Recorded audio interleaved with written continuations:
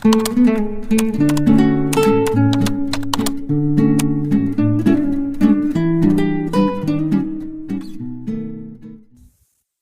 ngayon, nagluluksa pa rin si Miguel sa pagkawala ng asawa. Ilang buwan na lang maglilimang taon na ang nakalipas. Pero tignan mo ang estilo ng anak mo. Madalas ko pa rin siyang nakikitang nakatulala.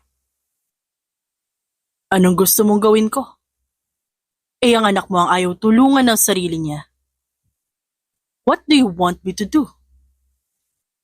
Babysit him? Umayos na upo si Grazilda Santillano, ina ni Miguel. Nasa tamang edad na yan. Kaya niya na ang sarili niya. Yun na nga. Nasa tamang edad na siya. Pero yung kilos niya, tingin mo ba wasto sa edad niya? Grazilda. Nung gano'n ang edad ko, nagtitrain na ako na maging kahalili ni Daddy. Lahat ng mga seminars pinapasok ko para matuto ng mga basics na kailangan para sa pagninegosyo. Ang anak mo, mas pinipiling magstay sa sementeryo para kausapin ang puntod ng asawa niya. Anong magagawa natin? Yun ang gusto niyang gawin sa buhay. Tsaka alam mo, naaawa na rin ako dyan. Hindi niya dapat maranasan ito. Hindi natin maintindihan ang nararamdaman niya. Kasi hindi naman tayo umabot sa ganoong punto. Naaawa rin naman ako. Pero hindi pwede to. Paano ang anak niya? Paano si Migo? Paano ang kinabukasan ng bata? Kapag nagganyan ang tatay niya, ni Singkong Duling, wala siyang mahihita sa akin, sinasabi ko sa'yo. Huminga ng malalim si Eduardo, ang ama ni Miguel, na siyang may-ari ng pinakamalaking shopping malls sa buong Pilipinas. Sa loob ng ilang dekada, namayagpag ang apelyido ng mga Santillano. Ang kanilang yaman, nagmula pa sa kanilang ninuno. Kabilang sa richest family in the world, ang kanilang pamilya, kaya gano'n na lang ang pagnanais ni Eduardo na maiayos ang buhay na nag-iisa niyang tagapagmana. Nang sa ganoon, maging kampante siyang ipasa dito ang lahat ng ari-arian. I have an idea. Sigurado akong pareho kami ni Miguel na makikinabang kapag pumayag siya sa nais ko. Idinutdot ni Eduardo ang kanyang tobacco sa ashtray at hinit-hit ito bago muling magpatuloy. Kailangan niyang sumunod sa nais ko. Hindi pwedeng hindi. Dahil ako dapat ang masusunod sa pamilyang ito. Umayos na upo si Grazilda. Tumitig siya sa asawa habang magkasalubong ang magkabilang kilay. Ano na namang pinaplano mo, Eduardo? Siguraduhin mo lang na hindi mapapahamak ang anak natin at ang ating apo. Bakit naman sila mapapahamak? Sa tingin mo kaya kong gawin yon? Abay, malay ko sa'yo. Bakit? Ano ba ang pinaplano mo? Gumuhit ang malademonyong ngiti sa mukha ni Eduardo. Tumingin siya ng matalim sa asawa bago sumagot. Did you know Mr. Manuel Flores? The founder and the president of the Flores Corp? Nakausap ko siya last week at nabanggit niya sa akin na hindi niya gusto ang behavior ng unikaihan niya. He said his daughter was wasting her precious time, helping the less fortunate. Imagine, you have a wealthy father, but you chose to spend his money on someone who doesn't deserve it. What a stupid mindset, right? Stop judging her. Maybe she has a valid explanation. Stop invalidating her reason. Basta. I will put my son in an arranged marriage whether he likes it or not. Habang nagsasalita si Eduardo, dumating si Miguel. Hawak niya ang kamay ng kanyang 5 taong gulang na anak. Did I hear it right, Dad? You will put me into an arranged marriage situation? Bakas pa ang gulat sa mukha ni Miguel habang tinatanong ang ama. Bumitaw si Migo mula sa pagkakakapit sa ama. Tumakbo sa kandungan ng kanyang lola Grazilda. Hi, Mamela, miss you, sabi nito, sabay halik sa pisngi ng lola niya. Oh, sweet naman ang baby ko. How's your school, Migo? Inaaway ka ba ng classmates mo? Pumiling si Migo. No po, Kilala po nila si Daddy Lo and they said they're afraid of him. Natawa si Grazilda. Tumingin siya sa asawa na ngayon ay kausap na ang kanilang anak. Samantala, hindi nais ni Miguel ang gustong mangyari ng ama. Kaya nilaban niya ang karapatan niyang magdesisyon para sa sarili. Dad, hanggang ngayon di pa ako nakaka-recover sa pagkawalan ng asawa ko. Tapos ngayon gusto niya naman ako magpakasal sa isang taong di ko kilala? Do you really want me to suffer? Gusto niyo ako magpakasal sa babaeng hindi ko rin alam kung kilala ba ako? It's for your own good, Miguel.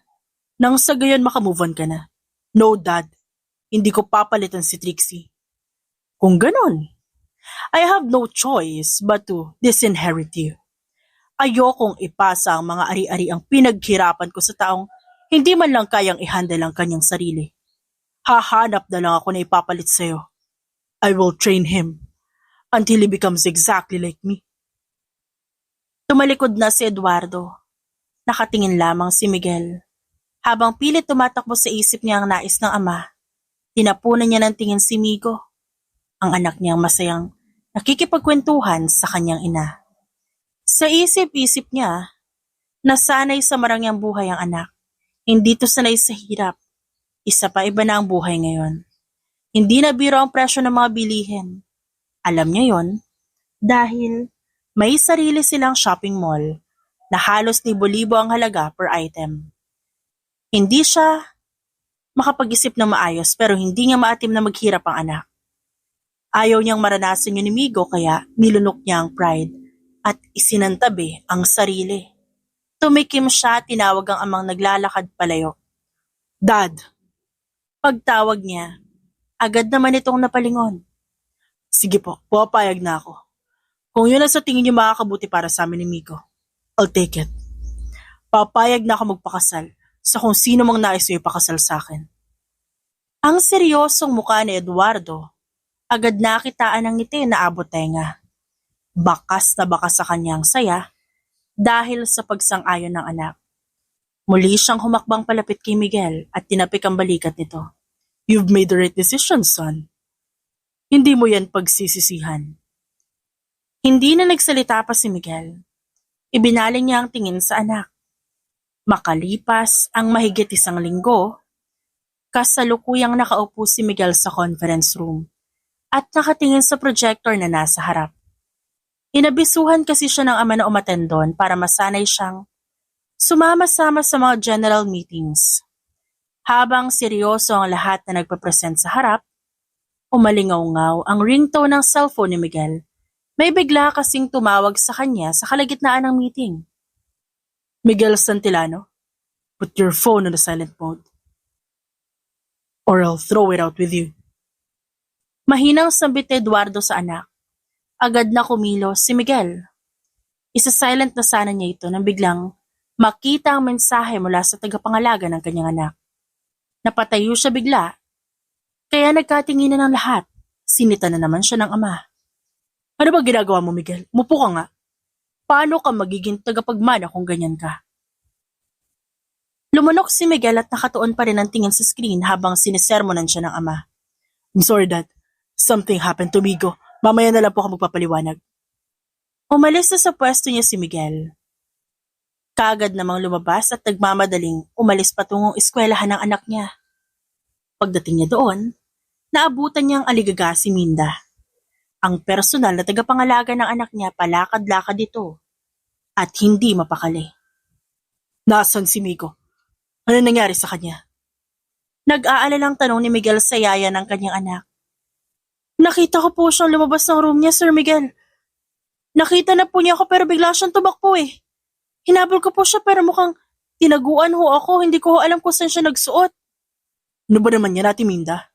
Kasimple-simpleng trabaho hindi mo magawa na maayos.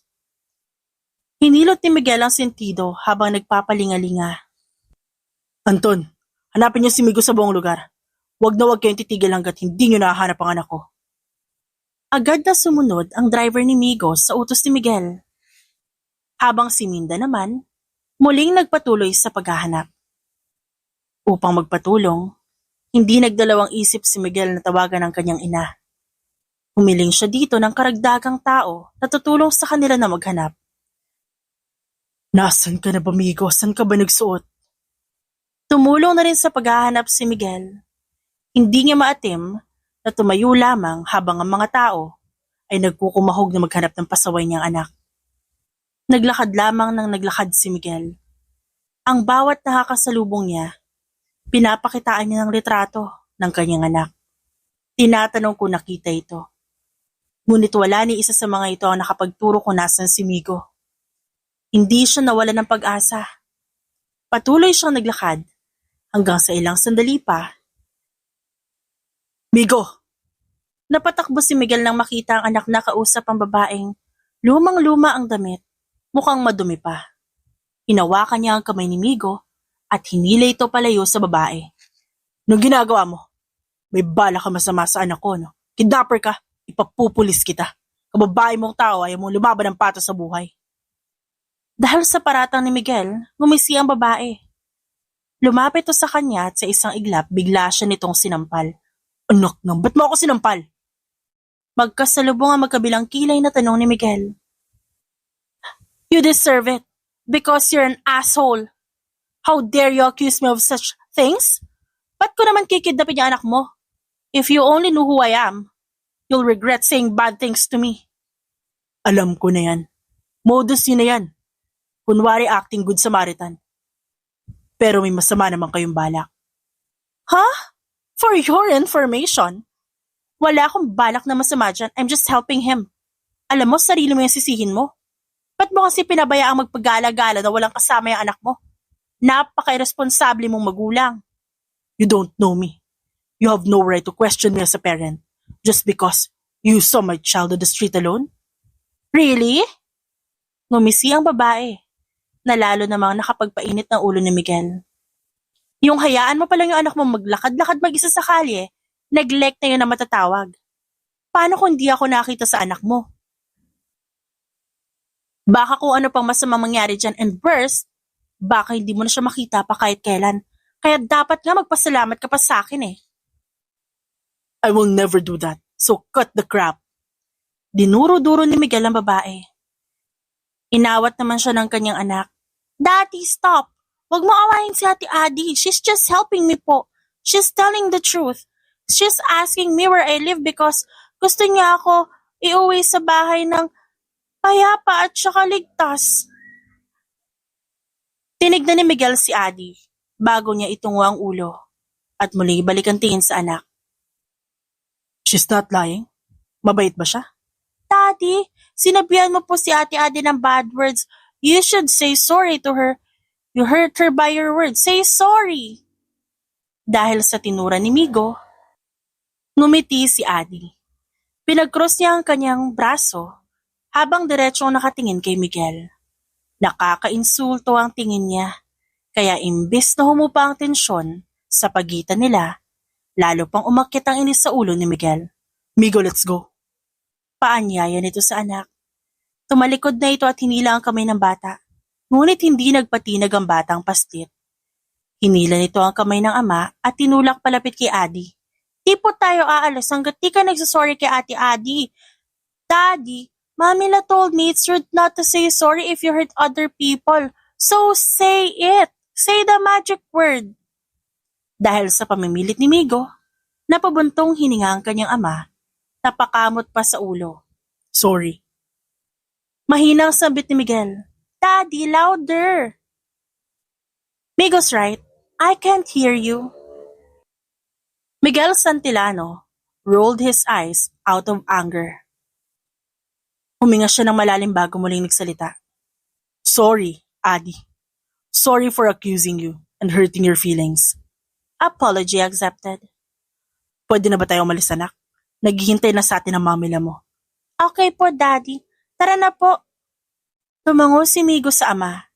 Bago sila tuluyang makalayo, kumaway pa si Migo kay Adi at sumigaw. Bye, Ate Adi. Thank you ulit. Ngumiti si Adi.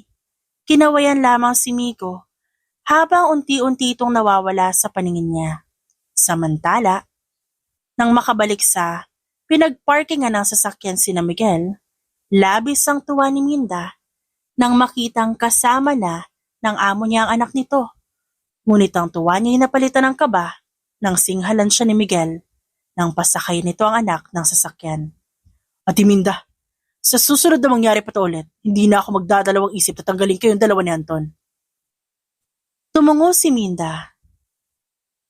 Pinaghawak niya magkabilang kamay bago sumagot. Pasensya na po talaga, Sir Miguel. Hindi ko po talaga alam na tatakasan ako ni Migo. Ito po yung unang beses na ginawa niya yun. Pasensya na po ulit. Paano kung may nangyari masama sa anak ko? May magagawa ba yung sorry mo, Ate Minda? I'm so disappointed in you. Ang laki-laki ng tiwala ko sa'yo. Dahil pa sa nangyari, pati pagiging magulang ko na-question pa. Baka ikamatay ko kapag pati si Migo na wala pa. Pasensya na po talaga. Hindi na po mauulit. Talagang hindi na. Dadagdagan ko ang seguridad ni Migo. I'm getting him a bodyguard. Someone who's more flexible and protective than you. Sa akin nasasabayan ako. Dumiretso na kayo sa bahay. Dadalin ko siya kay Mom. Tumango na lamang si Minda. Ni hindi siya makatingin ng diretso sa boss niya dahil sa kahihiyan. Nang makasakay si Miguel sa driver's seat, sinuotan niya muna ng seatbelt ang anak bago ang kanyang sarili. Sa kanya marahang pinatakbo ang sasakyan at dinala ito sa bahay ng magulang niya. Nang makarating sila doon, naabutan nilang naghihintay si Grazilda sa may pintuan. Bakas ang pananabik sa mukha nito. Migo, apo ko. Mamila, someone saved me. Inaway siya ni Daddy. Dahil sa sumbong ng bata, napatingin si Grazilda sa anak niya bago muling ibinalik ang tingin sa apo. What did your father do? I ran away from Ate Minda po when she picked me up at school and someone saw me walking on the street alone so someone helped me. She helped me. Her name was Ate Adi. She wanted to bring me home but when Daddy saw us, he cursed her. She called her a kidnapper and a bad woman. Mamila, Daddy is a bad guy. He doesn't want to admit his mistakes. Ayaw niya mag-sorry kay Ate Adi. Aw, you're such a good kid, Migo. Very good. Hindi mo talaga nakakalimutan ang tinuturo ko sa'yo. Ngumiti si Grazilda at hinimas ang pisngi ng apo. Buti pa tong si Migo. Marunong makatanda kung anong tama at mali samantalang ang iyong ama. Kuminto sa pagsasalita si Grazilda. Nakita kasi niya na masama ang tingin ng kanyang anak. Ma'am, tumawag na ba sa inyo si Dad? Galit na naman kasi siya sa akin. Bigla ako umalis sa meeting kanina. Nagmamadali kasi ako nung nalaman ko nawawala tong si Migo. Huwag mong intindihin ang galit ng ama mo. Believe it or not, mas mahalaga pa rin si Migo sa kanya kaysa sa kumpanya niya. Anyway, Migo, what do you want for a snack? Do you want a pancake? How about waffles or ice cream? Just tell me anything you want, and I'll give it to you as a reward for being a good kid. Nag-isip ang bata. He was pointing his finger on the side of his left eye. Pwede po lahat. Napagod po kasi ako sa pagiging pasaway ko today. Tumawa si Grazilda. Ginulo niya ang buhok ng apo bago magsalita. Ikaw talagang bata ka. Manang-mana ka talaga sa daddy mo. Ganyan na ganyan din siya nung edad mo. Sino po mas pogi sa amin ni Daddy, Mamila? Ako po, di ba? Migo, anak kita. Sa akin ka nagmula. Of course, ako mas pogi sa'yo. Singit na sambit ni Miguel habang nakatingin sa anak. Alam mo anak, kung ano ang puno siya ring bunga. Kaya kung pogi ako, pogi ka rin. Ayan ka na naman. Kaya natututo yung anak mo eh. Baka isang araw magulat na lang ako tinuturuan mo na tong manligaw. Hay naku Miguel, bata pa itong apo ko. Huwag mo itong igagaya sa'yo na maagang lumagay sa tahimik. Hindi nakaimik si Miguel. Natahimik siya bigla sa patutsyada ng kanyang ina. Pumasok na sila sa loob ng bahay ng magulang ni Miguel at ang lahat ng nais ni Migo ibinigay ni Grazilda. Nag-iisang apo rin naman kasi ito, kaya hindi maiwasang ibigay ang lahat ng nais. Nanatili pa sila ng ilang oras. Hinintay nila ang pagdating ni Eduardo. Pagpasok nito, agad na hinarap ni Miguel ang ama. Bago pa man nakapagsalita, inunahan na siya ni Miguel. Dad, sorry for what I did earlier. Di ko naman ginustong siraan yung meeting. It's just that. Naputo lang sinasabi ni Miguel nang magsalita ang kanyang ama. Tumikhim ito bago magsalita. It's okay. I understand. Kung ako ay nasa posisyon mo, ganun din ang gagawin ko. Thank you, Dad. Naintindihan niyo ako. Anyway, dito na kayo mag-dinner ng apo ko. May pag-uusapan din kasi tayo afterwards. Sige po, wala naman pong problema. Dahil gabi na rin naman, ilang minuto lang na naghintay ang lahat para sa hapunan. Pag-upo nila sa hapag, nagdasal muna ang lahat bago nagsimulang kumain. Tahimik na kumain ang pamilya Santillano. Habang nasa kalagitnaan ng pagkain, binasag ni Eduardo ang katahimikan. Tumikhim ito, bumuelo bago magsalita. Miguel, I already talked to Mr. Flores and just like you, pumayag na rin ang anak niya magpakasal sa'yo. Okay. Malamig na sambit ni Miguel. Nakapagpa-reserve na kami na isang 5-star restaurant. All you have to do is to go there, ikaw at si Adeline. Ang lahat ng sinasabi ni Eduardo sinasang-ayunan lang ni Miguel. Wala rin naman siyang choice. Walang mangyayari kung tututol siya dito. Pagkatapos ng hapunan, nagstay lamang ng konti sina Miguel at ang kanyang anak. Nagpatunaw lang sila ng kinain bago umuwi. At makalipas ang 1 linggo, maagang natapos sa kanyang meeting si Miguel, kaya naman maaga siyang nagtungo sa Crimson Restaurant upang sadyain ang reservation ng kanyang ama doon. He was staring at his wristwatch when he heard a familiar voice. Hi, is this the table reservation for Mr. Miguel Santillano? I'm Adeline. Mabilis na nahinto sa pagpapakilala ang babae nang lumingon sa kanya si Miguel. Ikaw? Ikaw yung anak ni Mr. Eduardo Santillano? At ikaw naman ang sole heiress ni Mr. Flores? Ako nga. Nilamuko si Miguel ang kanyang muka. Tumayo siya at tumindig sa harap ni Adi. Kung ikaw lang din naman pakakasalan ko, wag na lang. Aba? Parang lugi ka pa. Tinanong mo ba ako kung gusto ko magpakasal sa'yo? Kung isang antipatiko at mayabang na lalaki lang din naman mapapangasawa ko, wag na lang din. Talaga? Parehong nilisan ni Adi at Miguel ang Crimson Restaurant. Kinabukasan, habang abala sa pag-check ng monthly sales report si Miguel, biglang pumasok ang kanyang ama sa kanyang opisina at naupo ito sa harap niya. Tigilan mo nga muna yung ginagawa mo. Mag-usap muna tayo, Miguel. Seryoso at mataas ang tono ng boses ni Eduardo. Kaya tiyak ni Miguel na mainit ang ulo nito. Binaba niya at sinantabi ang folder na hawak. Pinatong ang magkabilang kamay bago makinig salita niya ng ama. Anong pumasok sa isip mo at iniwan mo sa Crimson Restaurant si Adeline? Akala ko ba'y nagkasundo na tayo? Hindi ba't nakapag-usap na tayo tungkol sa pagpapakasal ninyong dalawa? Huminga ng malalim si Eduardo. Sandaling binaling ang tingin sa kung saan, bago muling ibinalik ang tingin sa anak. Alam mo bang napahiya ako kay Mr. Flores? Sinabihan niya ako na wala akong isang salita. Wala bang iba, Dad? Ayoko magpakasal sa babaeng yun. Bakit ayaw mo? Nakita ko ang litrato ng anak ni Mr. Flores nang bisitahin ko ang opisina niya. Maganda naman. Hindi yun. Hindi naman dahil doon. Kung hindi, bakit nga? Anong problema? I know her. Siya yung babaeng kinukwento ni Migo kay Mommy. Yung tumulong sa kanya, ayoko magpakasal sa kanya, Dad. Talagang ginagalit mo ako, Miguel Santillano? Tumayo si Eduardo. Dinuro niya ang anak.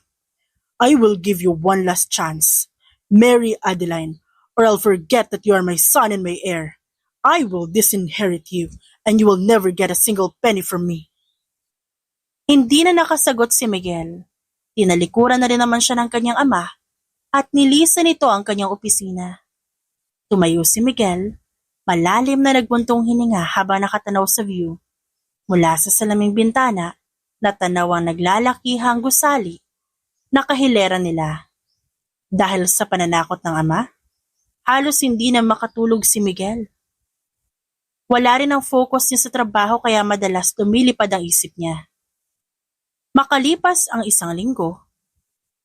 Anong ginagawa niyo? Sigaw ni Miguel. Napatakbo siya sa loob ng kanyang opisina nang makita ang ilang tauhan ng ama na nililigpit ang gamit niya. Sandali, ba't niyo inaalis ang gamit ko sa opisina? Pasensya na ho, Sir Miguel. Pero napag-utusan lang po kami ng inyong ama na alisin ang gamit niyo dito. Pinapalabas na po niya. Napasabunot si Miguel sa sarili. Nilamukos ang muka at kinausap ang sarili habang pinapanood ang mga taong isa-isa nang nililikom ang gamit niya. Talaga palang seryoso si Dad sa banta niya. Ikinayom ni Miguel ang kamay. Nilisan niya ang kanyang opisina at dumiretso sa opisina ng kanyang ama. At pagdating niya doon, naabutan niya itong kausap ang sekretarya. Dad! Sigaw niya pagpasok pa lang. Can't you see that I'm busy? Umalis ka. Why are you doing this to me? Sabihan mo yung mga tao mo na tigilan nila ginagawa sa opisina ko. Opisina mo? Ngumisi si Eduardo. Itinaas niya ang kamay. Pinaalis muna ang sekretarya. Nang makalabas ito muli siyang nagsalita. Your office is no longer yours. So you're free to leave anytime you want.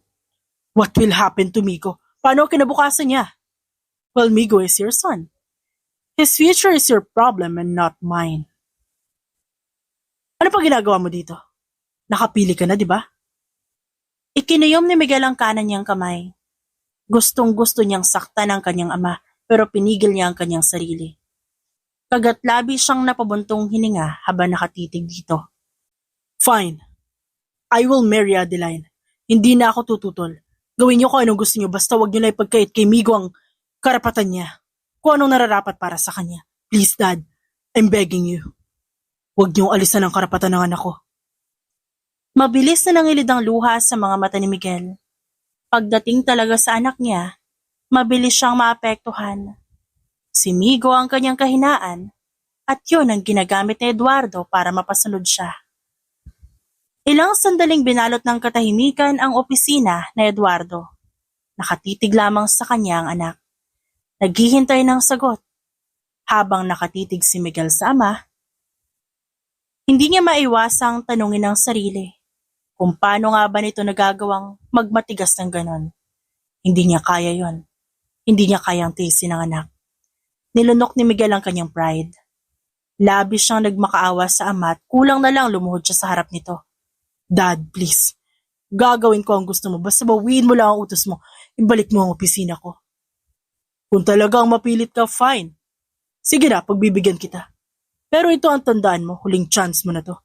Kapag pinaasa mo pa ulit si Adeline, hindi na kita pagbibigyan pa. Thank you, Dad. Thank you. Binuksan ni Eduardo ang drawer sa ilalim ng table. May kinuha siyang maliit na papel. Nilapag niya ito sa lamesa at tinulak palapit sa anak. Calling card ni Adeline. You can catch up with her. Hanggat di pa na itatakda ang kasal niyo. Sa ngayon, makipag-bonding ka muna sa kanya. Alamin niyo ang small things ng bawat isa. Bahala na kayo. Basta ang gusto ko, maikasal kayo sa lalo madaling panahon.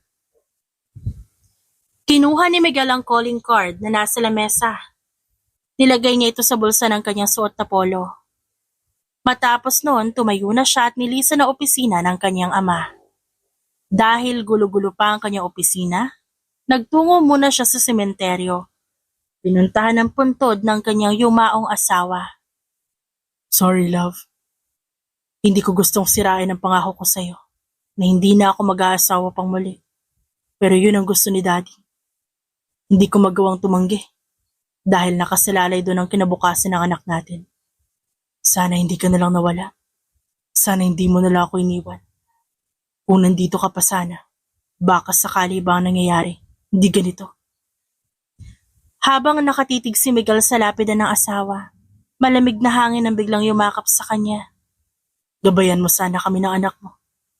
Huwag kang mag-alala. Hanggat buhay ako at malakas, gagawin ko ang lahat para sa anak natin. Hindi ko siya pababayaan. Gaya ng madalas niyang ginagawa, ilang oras siyang nanatili sa sementeryo. Nang pauwi na siya, naisip niyang tawagan si Adeline. Ninais niya itong makausap. Sa hindi may paliwanag na dahilan. Matapos ang ilang minutong pakiusapan, pumayag na itong makipagkita sa kanya. Makalipas ang isang oras, ano nakain mo at bigla mong naisip makipagkita? Bakit mo sinabi kay Dad na iniwan kita sa restaurant? Well, in fact, sabay naman tayong umalis. Ba't ka nagsinungaling? Ngumisi si Addie. Umayo siya ng upo while crossing her arms. Ganti ko yun sa'yo kasi gago ka. Ako? Gago? Hindi ko naman sinadyang pagsabihan ka na hindi maganda. Tsaka nagsorry naman ako sa iyo ah. Nagsorry ka dahil sinabi ng anak mo hindi dahil gusto mo. Alam mo, buti pa yung anak mo marunong ng good manners and right conduct. Samantalang ikaw hindi. Sayang, anak ka pa naman ng mga edukadong tao. Napapailing-iling, nasambit ni Adi. Anyways, ba't ka ba nakapagkita sa akin? Akala ko ba ayaw mo ako pakasalan? Kasi kung ako lang, wala na akong pakialam kahit sino pang ipakasal ni Daddy sa akin. Bata pa lang naman ako, yun na yung plano niya. Okay lang yun sa'yo? Tumango si Adi. Biglang nagbago ang aura ng mukha niya. Alam mo sa mundong ginagalawa natin, yung arranged marriage na yan, normal na yung nangyayari. They wanted to secure their wealth. Gaya ko, tinanggap ko na lang din. Kaya nga hindi ako nagbo-boyfriend. Kasi ayokong dumating sa point na kailangan ko siyang iwan para magpakasal sa iba. Ayaw ko makasakit. Eh ikaw, yun din ba ang nais ng daddy mo? Tinaas ni Miguel ang magkabilang balikat. Oo, kasi ang sabi niya, tatanggalan niya ako ng karapatan sa lahat ng bagay na meron siya. Sinampulan niya na nga ako dahil sa ginawa mo. Ngayon lang niya inalis ako sa opisina ko. Hala, sorry ha. Hindi ko naman kasi alam na ganon kalupit ang daddy mo. Kung alam ko lang, edi sana, di ko na ginawa. Napatake pa si Adi sa kanyang muka. Nakaramdam siya ng guilt para kay Miguel. Sorry talaga. Okay na yun. At least, quits na tayo. Bumuntong hininga ng malalim si Miguel matapos niyang sabihin yon. Nilingon din niya si Adi bago muling magpatuloy. Teka, at baka si ganun itsura mo nung nakita kita. Hindi ka mukhang anak mayaman. Kapag tinignan ko, hindi akalain na galing ka sa marangyang angkan. Umagalpak ng tawa si Adi. Hinampas niya ang braso ni Miguel dahil sa sobrang tuwa. Ang judgmental mo talaga. Grabe ka, kaya lang naman ganun ang suot ko. Tumutulong ako sa homeless and street childrens. Ganyan din sa mga orphanage. So totoo pala yung sinabi ng daddy ko tungkol sa'yo. Nagsalubong ang magkabilang kilay ni Adi sa sinabi ni Miguel. Tinignan niya ito ng diretso at tinanong, bakit? Ano bang sinabi ng daddy mo tungkol sa akin? Is it worse? Sirang-sira na ba ang pagkatao ko sa sinabi niya? Umiling si Miguel bago sumagot. Grabe, hindi naman. Ang sabi lang niya, inaaksaya mo daw ang perang pinaghirapan ng daddy mo sa mga taong wala namang ambag sa buhay mo. Okay lang. Hindi ako masasaktan kasi totoo naman. Don't get me wrong ha, pero ba't mo ginagawa yun? Ang alin? Yung tumulong sa mga kapuspalad. Hindi ako against sa ginagawa mo, pero curious ako kung ba't mo ginagawa yun. Wala ka bang ibang pinagkakaabalahan? Meron. Nagtatrabaho ako sa kumpanya ni Daddy. Pero kapag wala akong ginagawa, nagvo-volunteer ako. Ikas pala talaga sa'yo ang pagiging matulungin sa mga bata. Buti na lang ikaw nakakita sa anak ko. Kung hindi, baka napano na si Miko. Salamat ha. Babawi ako sa'yo. So magusto kumain, libre ko. Talaga? Hindi ko pa kasi natitikman ng pagkain sa Crimson Restaurant. Gusto ko nga sana umorder nung gabing iniwan mo ako eh. Kaya lang nahiya ako. Inis na inis ako sa'yo noon kasi ang mahal ng reservation fee sa restaurant na yun tas sinayang mo lang. Ang daming bata na sanang kaya kong pakainin sa bayad dun eh. Nirefund mo sana kung nanghihinayang ka. Patotsyado ni Miguel sabay hagalpak ng tawa. Aba, loko ka. Hindi naman ako nagbayad doon, ba't ko i-refund? Kapal naman ang mukha ako kung gagawin ko yun, di ba? Sabay na tumawa ang dalawa. Nung sandaling yon, nawala ang tensyon sa pagitan nila. Ang malaking pader na nakatindig sa pagitan nila ay pansamantalang nabuwag. Dinala ni Miguel sa Crimson Restaurant si Adi. Kaya ng nais ito. Lahat ng bestseller in-order niya at pinagsaluhan nila yon. Alam mo, mas masaya sana to kung kasama natin si Migo. For sure, maraming makakain yun dahil ang sasarap ng pagkain dito. Quality talaga. At deserve na deserve maging bestseller. Sambit ni Adi habang nagtatagal ang kanilang usapan. Teka, nasan nga pala ang anak mo? Nasa school ba siya? Tumango si Miguel at nagpatuloy sa pagkain. Tahimik nilang in-enjoy ang masasarap na pagkain na nakahain sa kanilang harapan. At nang matapos sila, inihatid pa ni Miguel si Adi sa kondo. Salamat sa libre, nabusog ako ng sobra. Next time, isama na natin si Migo ah. Total, magiging stepson ko rin naman siya kapag kinasal na tayo. Ang maaliwalas na mukha ni Miguel, biglang nagbago nang banggitin to ni Adi. Napansin din naman ito agad kung ano itsura ni Miguel ngayon. Oh, anong nangyari sa'yo? Ba't nakasimangot ka dyan? May nasabi ba akong hindi maganda? Wala naman. O bakit bigla kang sumimangot? Wala. Naisip ko na yung ex-wife ko. Yung mararamdaman niya kapag nagpakasal tayo. Bakit? Nasaan ba yung ex-wife mo? Ba't kayo naghiwalay? Hindi kami naghiwalay. Namatay siya na ipanganak niya si Miko. Oh my God! Sorry to hear that. Biyudo ka pala. Yes. Anyways, mauna na ako. Kailangan ko umuwi. Ganun ba? Sige, mag-ingat ka ha. Salamat ulit. Tumango si Adi at kinawayan niya si Miguel habang makapasok ito sa elevator. Samantala, habang nagmamaneho, hindi mawala sa isip ni Miguel ang nangyari. Naisip niyang okay din naman palang kasama si Adi. Matalino ito at mabilis makaunawa.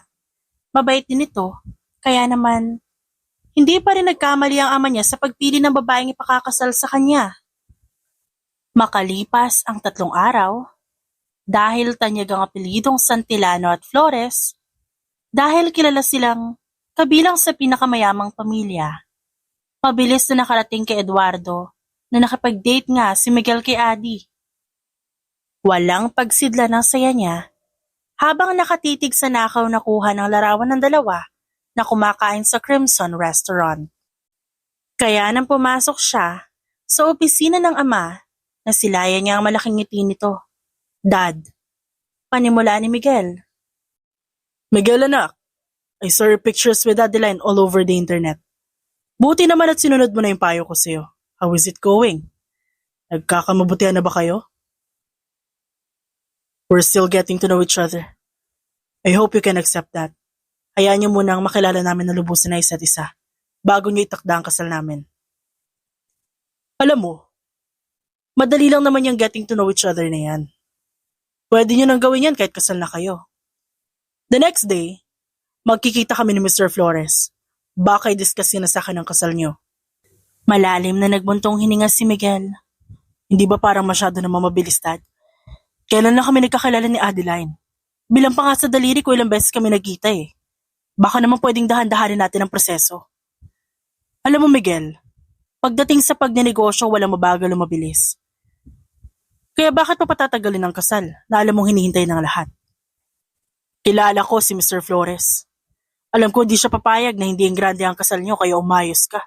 Malaking pera ang ilalabas ko. Hindi ako pwedeng mapahiya. If that will make you happy and satisfied, bahala na kayo. Sa inyo ko na ipapaubaya lahat. Don't worry. Everything would be fine. Sisipot ka na lang at sasagot ng oo. Then boom! Everything is settled. Tumingin sa may bandang kisame si Eduardo. Na-imagine niya ang mangyayari. Gaya na ikinwento ni Eduardo sa anak, nagkita nga sila ni Mr. Flores at hindi siya nagkamali. Pinag-usapan nga nila ang tungkol sa kasal. Sila na rin mismo ang kumuha ng wedding organizer para sa kasal ng kanilang mga anak. Mabilis na umandar ang preparasyon para sa kasal ni Miguel at Adeline. Napadalas tuloy ang pagsasama nila. Dahil para sa kanila yon, at wala silang magawa kundi puntahan ang lahat ng appointments na pinapapuntahan ng mga magulang ng dalawa para na rin sa kanilang pag-iisang dibdib. At makalipas ang ilang buwan, ilang araw na lamang nalalapit na ang kasal ni Miguel at Adi. Ilang buwan din silang halos araw-araw magkasama. Kahit papaano, maayos naman ang trato nila sa isa't isa. Kaya lamang hindi pa rin talaga mawala ang pagtatalo sa pagitan nilang dalawa. Hanggang sa dumating ang nakatakdang araw ng pag-iisang dibdib. Upang masiguradong sisipot ito sa kasal, gabi pa lamang gwardyado na si Miguel ng kanyang ama at ng mga tauhan nito. Paulit-ulit din itong pinapaalala ang tungkol sa usapan nila. Kaya ng mismong araw ng kasal, 1 oras pang maaga si Miguel. Daddy, di na po ako makapaghintay na maging mami si Ate Adi. Mami Adi na itatawag ko sa kanya pagtapos ng kasal. Hinaplos ni Miguel ang ulo ng kanyang anak bago siya sumagot. Ikaw talaga. Huwag kang pasaway sa kanya ah. You can call her mommy anytime you want. But please do not forget your real mom. Okay, Daddy. O sige na, dun ka na muna kay mamila mo para hindi ka pagpawisan. Hinilan ni Migo ang kamay ng ama. Nang ilapit ito ang mukha sa kanya, hinalikan niya ang pisngi nito. Bago, tumakbo patungo sa kanyang lola. Tahimik na tumayo sa labas ng simbahan si Miguel. Nakatayo sa kanyang tabi ang ama na nakatutok sa cellphone. Makalipas ang kalahating oras, nasa posisyon na sila. Nandiyan na ang bride, magsisimula na ang kasal. Tumikim si Miguel. Nang lingunin niya ang ama, nakasuot ito ng ngiting abotenga. Pinapwesto na sila. Ang lahat ng may partisipasyon sa kasal, isa-isa nang nagsipila. Makalipas ang ilan pang sandali, tahimik ang paligid ng simbahan. Pero sa puso ni Adi parang may bagyong naghuhumiyaw. Nakasuot siya ng puting-puting gown, hawak ang bouquet ng puting rosas. Sa kanyang tabi, nakaalalay ang kanyang tita Lorna, ang tiyahin niyang mula pa sa Laguna. Ready ka na ba, pamangkin? Nakita ko ang groom mong si Miguel, napakagwapo. Kanina pa siya nakatingin sa pinto at naghihintay sa'yo. Ngumisi naman habang nag-aalangan si Adi. Hindi ko ho alam. Handa man o hindi, wala namang pinagkaiba yun, di ba? Kaya mo yan, iha. Nakaalalay lang ako sa'yo. Isipin mo na lang na ang kasal, hindi lang tungkol sa pag-ibig. Minsan tungkulin din para sa pamilya at para sa kinabukasan ng mas nakararami. Tama ho, para sa negosyo, para sa kinabukasan ng kumpanya. Bumukas ang pinto ng simbahan. Lumingon ang lahat at nahinto ang bulungan. At doon siya, si Adi, na parang reyna sa kanyang huling marcha papunta sa korona ng kasal. Pero bawat takbang parang tanikala. Tahimik na nakatayo sa harap ng altar si Miguel, nakatingin sa kanyang bride. Walang emosyon niya itong pinanood, na maglakad habang papalapit sa kanya. Ilang sandali pang nakalipas, tuluyan nang nakarating sa harap ng altar si Adi. Hinatid siya ng ama sa bisig ng kanyang mapapangasawa. Hindi lahat ng kasal nagsisimula sa pagmamahal. Minsan, ito'y nagsisimula sa pag-unawa. Tagumpay na naganap ang pag-iisang dibdib ng dalawa. At ang taong pinakanatuwa na maganap yon ay ang kani-kanilang mga magulang. Matapos ang kasal, sa bahay ni Miguel umuwi si Adi. May natanggap silang trip to France as a wedding gift. Pero kinabukasan pa ang flight, kaya pinili niya munang magstay sa bahay ng asawa niya. Kinagabihan matapos ang kasal, hindi naman natin kailangan mag-pretend na mahal natin ang isa't isa, hindi ba? Ginawa naman natin ang gusto ng mga magulang natin. Sambit ni Adi habang nakaupo sa couch na nasa loob ng kwarto ni Miguel. Kasalukuyan siya nagsusuklay, katatapos lang niyang maligo. I respect you. Hindi natin kailangan magtabi sa isang kama. Sa guest room na lang ako. Sigurado ka? Ako ang bisita dito, ako na lang. Ako na. Tsaka wala naman dito si Migo. Walang magsusumbong na hindi tayo magkatabi matulog. Kung talaga mapilit ka, sige, ikaw bahala. Hindi na sumagot pa si Miguel. Tumayo na siya mula sa pagkakalapat ng likod sa kama. Kinuha niya ang tuwalya at lumabas na ng kwarto. Naging maayos naman ang unang gabi ni Miguel at Adi bilang mag-asawa. Walang pagtatalo, ngunit sadyang malamig ang pakikitungo nila sa isa't isa. Ngunit hindi yun nagtagal. Madalas na sila magtalo sa maraming bagay. Makalipas ang 3 buwan, What do you think you're doing? Tanong ni Miguel na makitang inaalis ni Adi ang wedding picture nila ng dating asawa at pinapalitan nito ng picture nila. Bumisita kasi si Daddy dito ng isang araw. Nakita niya tong picture na to. Nagtaka siya kung bakit hindi wedding picture natin nakalagay kaya naisip ko, palitan na ng picture natin para sa... Naputo lang sinasabi ni Adi nang biglang hablutin ni Migo sa kamay niya ang hawak na larawan. Napanganga siya sa ginawa nito. Asawa lang kita, pero wala kang karapatang pakialaman ng mga bagay na narito. Alisin mo na lahat, huwag lang ang mga alaala ng nanay ni Migo. Ba't mo pa ako ibinahay? Kung wala rin naman pala akong karapatang magdesisyon sa bahay na to. Ba't mo pa ako pinatira dito? Kung imbes na asawa, bisita at sabit ang magiging trato mo sa akin. Hindi naman ako ang nagdesisyon na dito ka tumira. Sila ang may gusto nun. Ngayon, kung di mo kayang sumunod sa patakaran ko, malaya kang umalis. Dahil sa tinura ni Miguel, mabilis na nangilid ang luha sa mata ni Adi. Kagat-labis siyang lumunok at tinanggal ang wedding picture nila. Diniretso ito sa basurahan. Umakyat siya sa kwarto, kinuha ang bagat ni Lisa ng bahay. Siya na nga ito may kasalanan. Siya pa yung galit. Ani Adi sa sarili. Maya-maya pa, napaisip naman si Miguel. Wala naman akong ginawa. Siya pa tong may lakas na loob mag-walkout. Bahala siya sa buhay niya. Hinayaan lamang ni Miguel ang asawa. Ganoon naman talaga ang ginagawa niya palagi. Hinahayaan niya at palagi na lamang ito ang nag-a-adjust. Matapos umalis ni Adi, hindi na siya bumalik pa sa bahay ni Miguel. Dinibdib niya talaga ng wagas ang sinabi nito. Makalipas ang halos 1 linggo. Dahil weekend na naman, dinala ni Miguel ang anak sa bahay ng kanyang mga magulang. May business trip din kasi siya kinabukasan, kaya binili niya muna ito sa kanyang ina nang sa ganon, hindi siya magahol sa oras. Habang umiinom ng kape, nilapitan ni Miguel ang kanyang ina at kinausap ito ng masinsinan. Tumikim ito at tumabi sa anak bago magsalita. Anak, naikwento sa akin ni Migo na wala ang mami Adi niya sa bahay. Ano nangyari? Bakit umalis na naman si Adi? It's her fault, Mom. Siya na nga ito may kasalanan, siya pa tumiga na maglayas. Tinanggal niya yung wedding picture namin ng ex-wife ko. Pinalitan niya ng wedding picture namin. Oh, anong problema? Ano naman kung tinanggal niya? Mom, I just married her because of Dad, not because of love. Hindi ko siya mahal. At saka bahay ko yun. Ako magdedesisyon kung ano ilalagay ko at kung anong hindi.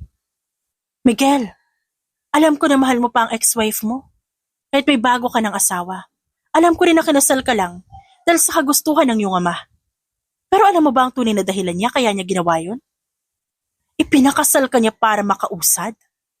Para kahit pa paano, mawala ang focus mo sa iyong maong asawa mo. Anak, 3 buwan na. 3 buwan na mula na magpakasal kayo ni Adi, pero hanggang ngayon nandyan ka pa rin. Nasa denial phase ka pa rin. I still love her. Nandun na tayo. Oo, mahal mo pa siya. Pero wag mo sanang kalimutan na may asawa ka na. Mabait naman si Adeline. Napakagalang na bata. Kung totoo, sinswerte ka na sa kanya. Wife material naman. At para sa akin, okay siya. Bakit kaya hindi mo buksan ang puso mo? Alam mo bang napakabait niya sa anak mo? Kung ituring niya si Migo, parang dugot laman niya. Hindi pa ako handang magmahal. Hindi pa ako handang buksan ang puso ko. Nagpapakaasawa sa'yo si Adeline. Kapag yun napagod, ikaw din. Magsisisi ka.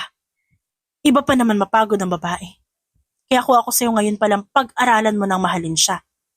Deserve niya naman yun eh. Hindi na nakaimik si Miguel dahil sa tinura ng kanyang ina. Alam niyang may katwiran ng sinabi nito, ngunit ano magagawa niya? Kahit anong pilit niya, sarado talaga ang puso niya. Makalipas ang ilang araw, dahil matagal na rin hindi umuwi si Adi, nagsisimula na si Migo na hanapin siya.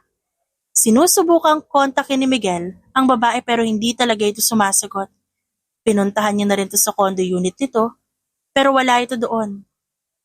Kaya sinadya niya ang opisina ng ama nito upang personal niyang tanungin kung nasan si Adi. Nang papasukin si Miguel ng sekretarya ni Mr. Flores, init ng ulo ang bumungad sa kanya. Lakas ng loob mong sadyain ako dito para tanungin kung nasan ang anak ko na asawa mo? Pasensya na po kung sa tingin niyo kabastos-bastos tong ginagawa ko. Kung di naman po kasi siya hinahanap na anak ko, hindi naman ho ako pupunta dito. Mabilis na nag-igting ang panga ni Mr. Flores dahil sa tinura ni Miguel. Tumayo siya at kinwelyuhan ito. Tama nga ang anak ko, gago ka nga. Kung di pa siya hanapin ang anak mo, di ka mag-aaksaya ng panahon na hanapin siya? Kung masama po loob niyo sa akin, naintindihan ko po kayo. Pero sana wag niyo ipagkait sa akin ang asawa ko, kasal pa rin kami. Ngumisi si Mr. Flores, bago sinuntok sa mukha si Miguel. Tumama yun sa labi ng lalaki. Dahilan para pumutok ito at dumugo. Malis ka na. Pasalamat ka na lang Malaki pa rin ang respeto ko sa iyong ama dahil kung hindi, baka hindi lang yan matikman mo. Alis! O gusto may pakaladkad pa kita sa labas ng building na to? Hindi na sumagot pa si Miguel. Ayaw niya na ring magkagulo. Kaya nagkusa na lang siya umalis. Matapos ang pag-uusap niya, pinaba na siya sa nasabing gusali. Hindi na alam ni Miguel ang gagawin sa paghahanap sa asawa niya. Wala naman siya mapagtanungan. Hindi niya kilala ang mga kaibigan nito ang mga taong malapit dito. Matapos manggaling sa gusaling pag-aari ng ama ni Adi, naabutan niya ang anak na umiiyak na umuwi siya. Pinapatahan na ito ng kanyang tagapag-alaga, ngunit patuloy pa rin itong umiiyak kaya agad niya itong nilapitan. I just woke up, Dad. I had a bad dream. Kinuha daw ng monster si Mommy Adi. Kinain siya. Find her and bring her home. I miss her. Hinaplos ni Migo ang pisngi ng anak. Lumuhod siya at lumibel sa taas nito bago magsalita. Don't worry, Migo. I'll find her and bring her home, okay? Huwag ka na umiyak. Magagalit ang Mommy Adi mo if she knows that you're crying because of her. Alam mong ayaw niya nakikita ka umiiyak. I want to see Mommy Adi. Please, Daddy, iuwi mo na siya dito. Yes, anak. I will. Tumunghay na si Miguel. Ibinili niya muna ang anak sa tagapangalaga nito at muli siyang umalis. Habang nasa biyahe, tinawagan niya ang ina. Tinanong niya kung naroon na ang kanyang ama at nang kumpirmahin nitong wala pa, nagtungo na siya sa building nito at tinumbok ang opisina. Pag-akyat niya, "Where's Dad?" Tanong ni Miguel sa sekretarya ng kanyang ama. "Nagbanyo po." Dumiretsyong pasok na si Miguel sa opisina ng kanyang ama. Naupo siya doon at naghintay. Makalipas ang ilang minuto, "Dad, I need your connections." "Why?" Pinatong nito ang kamay sa lamesa at tumingin sa anak niya. "I will use it to find Adeline." "Paano kung ayoko?" "Kasalanan mo yan? Ba't ako mamomroblema?" "Dad naman, hindi to para sa akin. Para naman sa apo mo." "I don't believe you." "Dad naman, minsan lang ako makiusap sa'yo. Tulungan mo naman ako." "Alam mo, amigo, hindi lahat ng gusto mo makukuha mo. Baka akala mo hindi ko alam. Palagi mong inaaway si Adeline. Maraming beses siyang lumayas at itong huling paglalayas niya, ito ang pinakamatagal. Migo! Si Migo na naman, ang kawawa. Magpakalalaki ka, Miguel. Kaya nga kita pinakasal para makalimot ka, pero ba't ganyan ka? Ba't kay Adeline mo binubuhos ang frustrations mo?" "Hindi ko naman sinasadya yan. Nadalala ako na emosyon ko." "Puro na lang kasi emosyon ang pinapairal mo. Di ka nag-iisip." "Alam mo ba tumawag sa akin si Mr. Flores? Ang sabi niya kapag di mo inayos ang trato sa anak niya, wala na siyang choice. Ipapaanal niya yung kasal niyo. Di lang yon, ipa-pull out yung investment sa kumpanya natin." Napalamuko si Eduardo ng kanyang muka. "Hindi ko na alam ang gagawin ko sa'yo, Miguel. Kapag di mo pa inayos ang buhay mo, ewan ko na lang talaga. Lahat ng paraan ginawa ko na. Sinubukan ko lahat. Pero nasa iyo talaga ang problema. Ikaw, ayaw mong tulungan ang sarili mo. Just so you know that, I'm doing my best. Sinusubukan ko namang matutunang mahalin si Adeline pero sadyang sarado ang puso ko. Hindi pa ako handa. It took only 5 minutes to fall in love with someone. Ako nga unang kita ko pa lang sa mami mo, nahulog na ako agad. Kaya yung sinasabi mong sarado pa yung puso mo, hindi yan totoo. Isip mo ang sarado. Pilit mong nilulubog ang sarili mo. I know your wife was lifting you up. Sinusubukan kanyang ayusin. Kaya kung gusto mo mabago ang buhay mo at ang anak mo, ngayon pa lang tulungan mo na yung sarili mo. Pag-aralan mong mahalin si Adeline. Buksan mo yung mata mo para makita mo ang halaga niya. Hindi na nakaimik si Miguel. Pinag-isipan niyang mabuti ang tinura ng kanyang ama. Dahil sa sinabi nito, napagtanto niyang baka nga sumusobra na siya. I know where she is. She's serving the street children near Migo School. Kasalukuyan siyang tumutuloy sa isang orphanage malapit doon. Gawin mo ang nararapat, Miguel. Ayusin mo ang buhay mo at ang relasyon niyong mag-asawa. Hindi pa naman huli ang lahat. Nang makuha ang sagot na hinihingi, tumango siya sa ama at nagpasalamat siya dito. At nagtungo na rin siya sa lugar na sinabi ng kanyang ama. Hindi na siya nag-aksaya ng panahon. Pasado 5:00 na rin noon. Nilibot ni Miguel. ang buong daan. Ngunit wala siyang makita mga bata. Hindi siya pamilyar sa lugar, kaya nagtanong-tanong siya hanggang may mapagtanungan at nakapagturo kung saan naroon ang orphanage na hinahanap niya. Magandang araw ho. Anong kailangan nila? Bungad ng si Kyo nang huminto ang sasakyan ni Miguel sa harap ng orphanage. Nariyan po ba si Adeline Flores? Pwede ko po ba siyang makausap? Adeline Flores? Wala pong Adeline dito, sir. Nag-isip si Miguel. Naalala niya ang palayaw ng asawa, kaya ito ang tinanong niya sa si Kyo. Adi po. Kilala siya bilang Adi. Yun! May Adi po dito pero hindi Flores sa apelido kundi Santillano. Sandali po, iraradyo ko lang. Nang marinig ni Miguel ang tinura ng gwardya, lihim siyang napangiti. Ginagamit pala ng kanyang asawa ang apelido niya. Samantala, agad na tinawag ng gwardya si Adi. Miss Adi, may naghahanap sa inyo. Pagkalapit ni Adi at nang lingunin kung sino ang naghahanap sa kanya, nagulat siya nang makita si Miguel. Anong ginagawa mo dito? Pwede ba tayo mag-usap? Tinignan ni Adi ang gwardya. Agad naman itong tumalikod at bumalik sa guardhouse. Sandaling lumabas si Adi, hinawakan niya ang kamay ng asawa at hinila papasok sa loob. Dinala niya ito sa favorite spot niya sa loob ng orphanage. Bakit ka nandito? Para sunduin ka. Ngumisi si Adi. Nilingon niya si Miguel bago magsalita. Pinagtabuyan mo nga ako tas ngayon susunduin mo ako. Sira ulo ka ba? Mali ang nagawa ko. Mali yun. Sorry sa mga nasabi ko. Okay lang yun. Sanay na ako sa'yo pero alam mo, may mga napagtanto ako nitong huling pag-alis ko. Hindi sumagot si Miguel. Nakatingin lang siya kay Adi habang nagsasalita ito. Hindi ko kailangang isiksik ang sarili ko sa lugar kung saan hindi ako nababagay. Dito na lang ako kasi dito pwede kong gawin lahat ng gusto ko. Malaya ako dito. Hindi ako parang isang ibon na limitado ang galaw. Nasakal na ba kita? You just make me feel unimportant. Parang na-degrade mo yung worth ko. Alam ko naman na hindi mo ako mahal, pero deserve ko pa rin na i-display sa tahanan mo kasi asawa mo pa rin naman ako. Hayaan mo akong bumawi. Aayusin ko ang lahat, itatama ko lahat. Wag na lang siguro, Miguel. Mas okay na yung ganito. Huminga ng malalim si Miguel. Tinignan niya ang asawa habang nangungusap ang mga mata. Ano ibig mo sabihin? Do you want an annulment? Kasi kung ayaw mo sa akin, maghiwalay na lang tayo. No, Adi. Please don't do this to me. Mahal ka ng anak ko. Hindi ka kayanan ng loob ko na mawala ka. Ngayon pa lang na umalis ka, grabe na yung iyak ni Migo. What more pa kapag nalaman niya maghihiwalay na tayo? If you don't want me to leave, then why are you doing this to me? Why are you torturing me? I don't know. Alam kong nakakulong ka pa rin sa madilim na nakaraan mo, pero wag mo naman sana ipagkait sa sarili mo na masayang buhay na pwede mangyari kapag kasama mo ako. May anak ka pa naman. Pwede kang maging masaya kasama siya. Kahit wag mo na akong isama, kahit kayo na lang mag-ama. Ngumiti si Adi ng mapait. Pabaon niya'y malaking ngiti sa asawa. Pakisabi kay Migo na mimiss ko na siya. Pwede niya akong bisitahin dito kapag namimiss niya ako.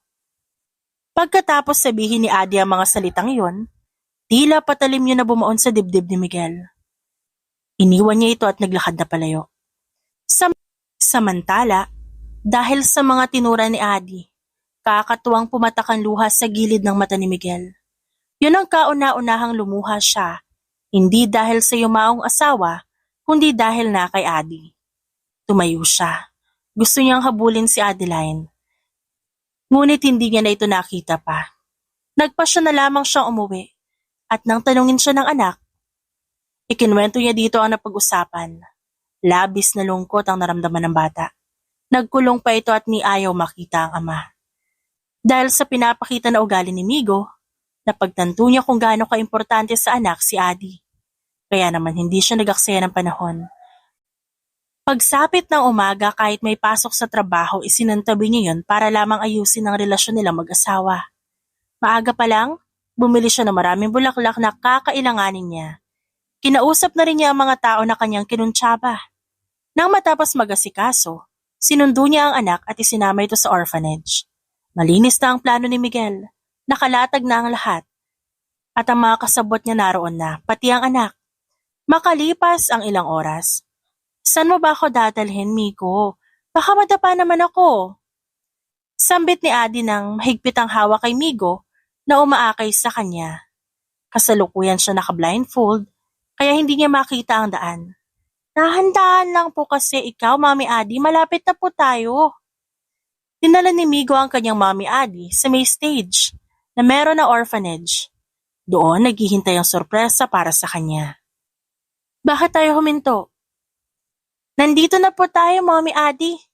Sumenya si Migo at sa isang iglap, tumunog ang malakas na speaker kasabay ng pagkanta ni Miguel. Habang inaawitan ni Miguel ang asawa, ang taong malapit kay Adi, ginagawa ang parte nila. Binubuo ang letra na I'm sorry at sumasabay ang kampay ng kamay sa beat ng kanta. Mangiyak-ngiyak si Adi habang nilalapitan siya ni Miguel na kumakanta. Bit-bit din ito ang bouquet ng pulang rosas na sa sobrang laki halos hindi niya na mabuhat. Masayang kinuha ni Adi ang bulaklak kay Miguel. Napayakap pa nga siya dito sa sobrang tuwa. Di ko inaasahang gagawin mo to, Miguel, ha? Akala ko okay na yung pag-uusap natin kahapon, may pakulo ka pala. Titiis ba naman kita? Ikaw, alam mo, napakarami mong alam. Pati na po kayo, Mami Adi and Daddy. Uuwi na po si Mami sa atin? Nakadepende yan sa Mami Adi mo, anak. Siyang makakasagot niyan. Tumawa si Adi at napailing na lang. Hinaplos niya mukha ni Migo at bumaba sa level ng taas nito. Yes, baby. Uuwi na si Mommy Adi. Magkakasama na ulit tayo at hindi na tayo maghihiwalay pa. Mahigpit na yakap ang naging tugon ni Migo kay Adi. Niyakap niya ito ng mahigpit na mahigpit. Sinulya pa naman ni Miguel ang dalawa. Dahil sa sorpresa ni Miguel at effort nito, nagkaayos din sila. Sumama na rin ito sa kanila pauwi at mula noon, nag-iingat na si Miguel. Pinabantayan niya ang mga kilos niya. Maging ang sinasabi niya dahil iniiwasan niya ng masaktan si Adi. Kahit mahirap, binuksan ni Miguel ang puso't isip niya para sa babae. At makalipas ang ilang buwan, kahit papaano, naging maayos ang trato ni Miguel kay Adeline. Maraming nagbago. Mula nang subukan niyang buksan ang kanyang puso. Mas naging maayos ang pasok ng swerte sa kanila. Maging ang ugnayan nila ng ama ni Adi, naging maayos na rin. Isang umaga, naalimpungatan si Miguel nang makailang ulit tapikin ni Adi ang balikat niya. Hindi siya nakapasok sa trabaho dahil masama ang pakiramdam. Masyado siyang napagod sa sunod-sunod na ganap sa kanilang kumpanya. Miguel. Tugon ni Miguel. Gumalaw lang siya pero nanatili pa rin siyang nakapikit. Bangon ka muna, pinagluto kita ng aros kaldo para gumaan pakiramdam mo. Dahan-dahang dumilat ng mata si Miguel. Bumangon din siya at inalalayan naman siya ni Adeline. Huwag ka na kasing magpagod ng sobra. Tignan mo tuloy yung nangyari sa'yo. Ipapakitang gilas kasi ako kay Dad. Di ko naman alam na ganito yung mangyayari. Pasaway ka lang talaga, aminin mo na. Sige na, bumangon ka na at kumain. Tapos maglakad-lakad tayo para masikatan ka ng araw. Ngumiti si Miguel. Hinawakan niya ang kamay ng asawa. Dahan-dahan niya itong pinaupo sa kandungan niya. Salamat sa walang sawang pag-aasikaso sa akin. Lalong-lalo na sana ko. Salamat kasi kahit hindi ikaw ang tunay niyang ina, tinuturing mo pa rin siyang anak na parang tunay na sayo. Mahal ko si Migo at napalapit na rin naman siya sa akin. Malambing siyang bata, sino makakatanggi sa kanya? Swerte ko talaga na ikaw naging asawa ko. Ikaw kasi ayaw mo maniwala sa mga sinasabi nila. Salamat at tumating ko sa buhay namin ng anak ko. Pangako ko sa'yo, hinding-hindi na kita sasaktan ulit. Mamahalin kita sa paraang alam ko, Adi. Sa inyong dalawa ni Migo umiikot ang mundo ko. Kaya hinding-hindi ko hahayaang mawala kayo sa akin.